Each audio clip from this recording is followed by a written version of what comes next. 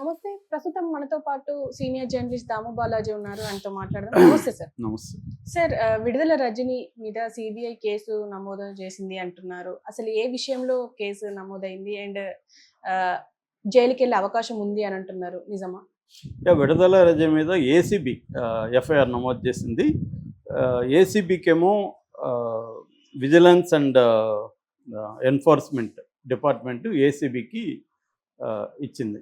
అంటే ఇది కోర్స్ చెప్తాను. ముందుగా మనం విడుదల రజని గురించి బిరుపుగా చెప్పుకుందాం. విడుదల రజనీది తెలంగాణ యాక్చువల్గా యాదాద్రి భువనగిరి జిల్లాలో తుర్కపల్లి మండలంలో కొండాపూర్ అనే విలేజ్. తను హైదరాబాద్లో చదువుకున్నారు. మల్కాజ్గిరిలో సెయింట్ అన్నాస్ ఉమెన్స్ కాలేజీలో చదివింది బీఎస్సీ. దాని తర్వాత ఆమె కంప్యూటర్ సైన్స్ చేసి కోర్స్ చేసి ఐటీ డిపార్ట్మెంట్లోకి సాఫ్ట్వేర్ ఇంజనీర్కి వెళ్ళింది. అక్కడ నుంచి అమెరికా వెళ్ళింది. అక్కడ విడుదల కుమారస్వామి అనే ఒక అతను పెళ్లి చేసుకుంది. వీళ్ళది రజక సామాజిక వర్గం. సో పెళ్లి చేసుకున్న తర్వాత ఆమెకి రాజకీయాలకు రావాలనిపించింది. దాంతో వాళ్ళ హస్బెండ్ ఏరియా వచ్చి చిలకలూరుపేట. సో మామూలుగా ఎన్ఆర్ఐలు ఒక మోడస్ ఆపరేండి అంటే వాళ్ళు రాజకీయాల్లోకి రావాలంటే ముందుగా ఒక ఎన్జిఓ పెడతారు. ఎన్జిఓ పెట్టి ప్రజల్లోకి వెళ్తూ అలా రాజకీయాల్లోకి వస్తారన్నమాట.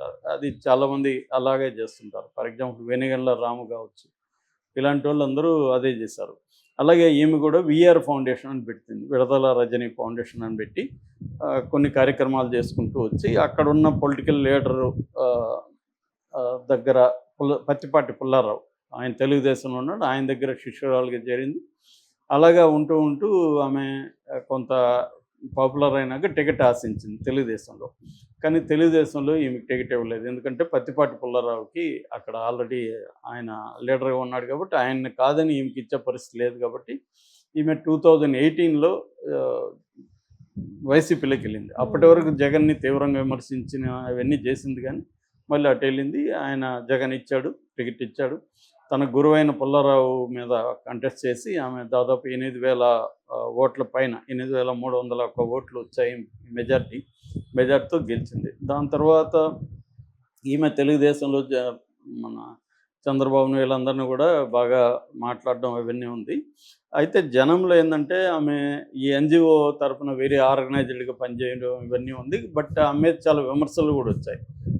అంటే ఒంటెత్తు పోకడలో పనిచేస్తుంది, ఈవెన్ వైసీపీ నాయకులతో కూడా సమిష్టి ఇది చేయట్లేదు, ఇవన్నీ కూడా చాలా విమర్శలు వచ్చాయి. ఆమెకు సజ్జల రామకృష్ణ అండా ఉంది అనేది కూడా వార్తలు విపరీతంగా వచ్చాయి. సో ఈ క్రమంలో జగన్ అయితే ఆమెకి ఇంపార్టెన్స్ ఇచ్చాడు. 2000 అంటే సెకండ్ టర్మ్ మంత్రులు అన్ని తీసుకున్నప్పుడు 2022 ఏప్రిల్ 1న ఈమెకి ఆరోగ్య శాఖ, కుటుంబ సంక్షేమం, వైద్య విద్య ఈ 3 ఇచ్చారు. సో తర్వాత 2024లో ఆమెను చిలకలూరుపేట జగన్ రీషఫలింగ్ చాలా చేశాడు కాబట్టి రీషఫ్ సోషల్ ఇంజనీరింగ్ పేరుతో అలాగా ఆమెను తీసుకొచ్చి గుంటూరు వెస్ట్, ఆమెకి ఇష్టం లేదు, ఎవరికి ఇష్టం లేకపోయినా జగన్ అక్కడ చేశాడు.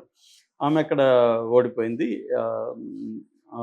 గల్లా మాధవి చేతిలో దాదాపు 51,150 ఓట్ల మెజార్టీతో ఆమె ఓడిపోయింది అక్కడ. సో అప్పటి నుంచి కూడా అంటే ఈ రెడ్ బుక్లో ఉన్న వాళ్ళల్లో విడుదల రజని కూడా ఉందన్నమాట ముందు నుంచి కూడా. సో ఆమె ఎప్పుడో ఒక రోజు అరెస్ట్ అవుతుందని అంటూనే ఉన్నారు. అది ఇప్పుడు టైం వచ్చినట్టుగా మనకు కనబడుతుంది. ఇప్పుడు ఒక కేసు ఏసీబీ ఆమె మీద ఎఫ్ఐఆర్ కూడా పెట్టేసింది. ఈ రోజు కానీ రేపు కానీ ఆమెను అరెస్ట్ చేసే అవకాశాలు ఉన్నాయని చెప్తున్నారు. ఆమె మీద కేసు ఏంటి అనుకున్నప్పుడు పల్నాడు జిల్లాలో ఎడ్లపాడు మండలంలో విశ్వనాథుని కండ్రిగా అని ఒక ఊరుంది. అక్కడ Shri Lakshmi Balaji stone crushing industry ఉంది.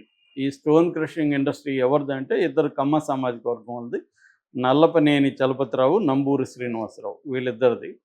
సో ఈమె వీళ్ళ పిఏ 2020 సెప్టెంబర్ 4న ఈ క్రషింగ్ వాళ్ళ దగ్గరికి సైట్కి వెళ్ళి విజిట్ చేశారు. సో అంటే పరిశీలించారు, ఇది వర్త్ ఎంత ఉంది ఏంటి ఇవన్నీ తెలుసుకొని ఏం జరుగుతుందని వచ్చారు. ఒకసారి ఆఫీస్కి రమ్మన్నారు వాళ్ళని. ఈమె ఆఫీస్కి వచ్చారు. అప్పటికి ఈమె ఎమ్మెల్యే, మంత్రి కూడా కాలేదు.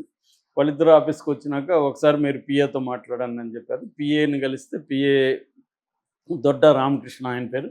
పిఏ ఏం చేశారంటే, మేడం ఒక 5 కోట్లు అడుగుతుంది, సో 5 కోట్లు ఇస్తే మీ పరిశ్రమ జోలికి మేము రాము, లేకపోతే మిమ్మల్ని ఇబ్బంది పెడతాము మీ దాంట్లో చాలా అవకతవకలు మాకు కనిపించాయి అనేది చెప్పారు. సో వీళ్ళు ఏం మాట్లాడకుండా వెళ్ళిపోయారు. వెళ్ళిపోయిన 6 రోజులకే ఈ విజిలెన్స్ అండ్ ఎన్ఫోర్స్మెంట్ డిపార్ట్మెంట్లో రీజనల్ ఆఫీసర్గా ఉంటున్న పల్లె జాషువా ఐపీఎస్ ఆఫీసరు, ఆయన రీజనల్ ఆఫీసర్ అనమాట. ఆయన ఆధ్వర్యంలో ఒక 50 మంది వెళ్ళి అటాక్ చేశారు విచారణ పేరుతో. ఆయన డీజీకి డీజీ డైరెక్టర్ జనరల్కి ఇన్ఫామ్ చేయలేదు, డీజీ ఆఫీస్కి కూడా ఇన్ఫామ్ చేయలేదు.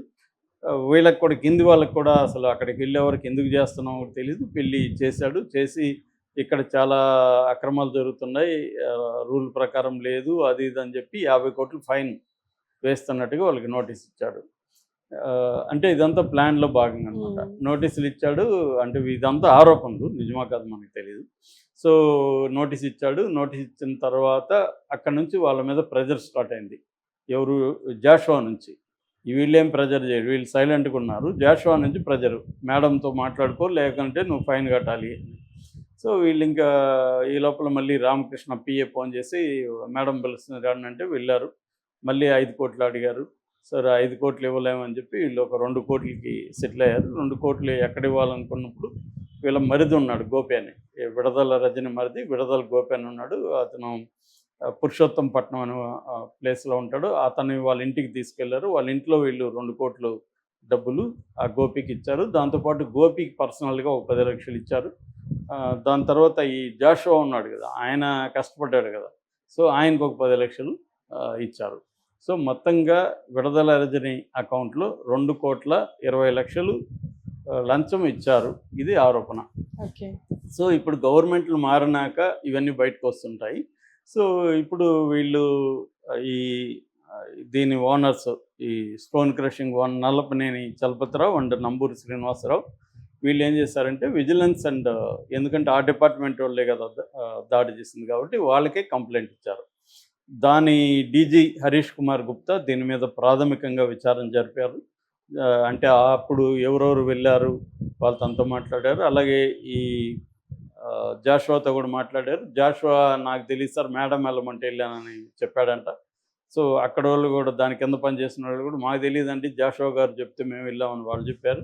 సో ఇవన్నీ దీన్ని బట్టి ఇది క్లియర్గా ఈమె చేయించింది అనేది నిర్ధారణలో వచ్చింది. అలాగే డబ్బులు కూడా తీసుకున్నారు. జాషువా కూడా 10 లక్షలు తీసుకున్నట్టుగా ప్రాథమిక విచారణలో తేలింది.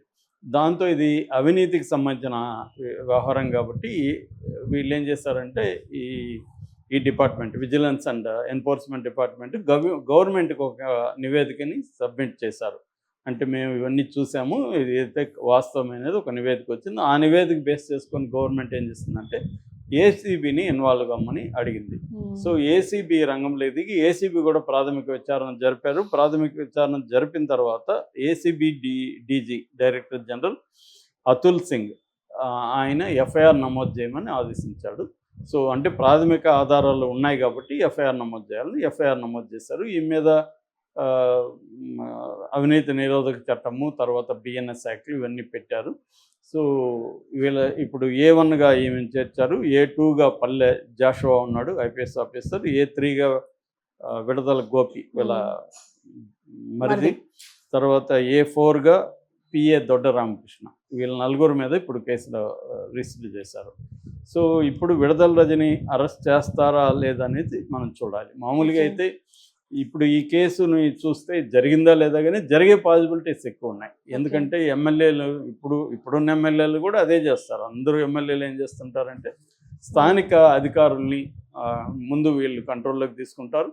ఎక్కడ ఏం చేయాలన్నా వీళ్ళకి చెప్పి అధికారులు వెళ్ళాలి, దాడులు చేయాలన్నా వీళ్ళకి ఇన్ఫామ్ చేయాలి. ఇన్ఫామ్ చేస్తే వీళ్ళు వాళ్ళని సేవ్ చేస్తారు. అంటే వీళ్ళే ఒక థ్రెట్ క్రియేట్ చేసి ఆ థ్రెట్ నుంచి మేము రక్షిస్తున్నాం కాబట్టి మాకు డబ్బులు ఇవ్వండి అనే ఒక మోడస్ ఆపరండి. ఇది వెరీ వెరీ ఓల్డ్ది.